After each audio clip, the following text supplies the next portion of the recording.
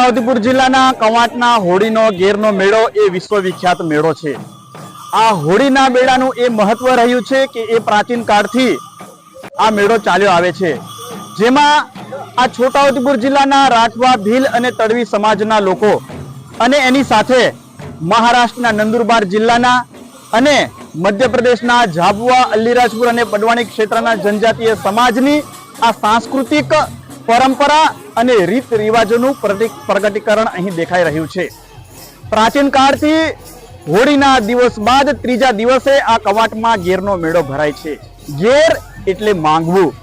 હોળીમાં આ વિસ્તારના જનજાતિ સમાજના લોકો પોતાના પરિવાર, સમાજ અને આ ક્ષેત્રના કલ્યાણ માટે હોળી માતાની માન્યતા માને છે અને એ માન્યતાને પૂર્ણ કરવા માટે 5 દિવસની જે પૂજા કરે છે, જે તપ કરે છે, એ તપ કરનાર એટલે ગેરૈયા।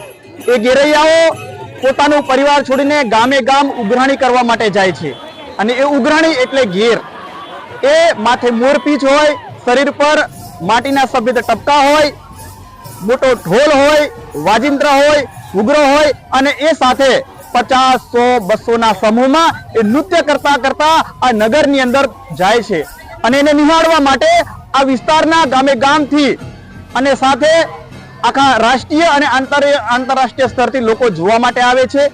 એ એટલા માટે જોવા માટે આવે છે કે અહીંના યુવાન યુવતીઓ જે પ્રકારનું નૃત્ય કરે છે, જે પ્રકારના વાજિંત્રો સાથે, ઢોલ સાથે અહીંના જનજાતિ સમાજનું પ્રગટીકરણ કરે છે, જે એક નિહાળવા લાયક છે, સંસ્કૃતિનું પ્રગટીકરણ છે અને ચાલી આવતી પ્રાચીન પરંપરા આજે પણ એ જ પ્રકારે આધુનિકમાં જોવા મળી રહી છે। એટલા માટે આ ગેરનો મેળો એ વિશ્વવિખ્યાત મેળો છે અને નિહાળવા માટે અમે પણ છોટાઉદેપુરના કવાંટ ખાતેના ઐતિહાસિક ગેરના મેળામાં અમે સૌ આવ્યા છે। અહીંયા ગુજરાત, રાજસ્થાન, મહારાષ્ટ્ર, મધ્યપ્રદેશ સહિત દેશ અને વિદેશના પણ અનેક લોકો આ મેળામાં આવે છે। આ મેળો એ આદિવાસી સંસ્કૃતિ, પરંપરા, રૂઢિપ્રથા, આદિવાસીઓના પોશાક, ઓજારો, વાજિત્રો અને બધા જ એનું એક ઉત્સવ છે, એમાં બધાનું પ્રદર્શન થાય છે।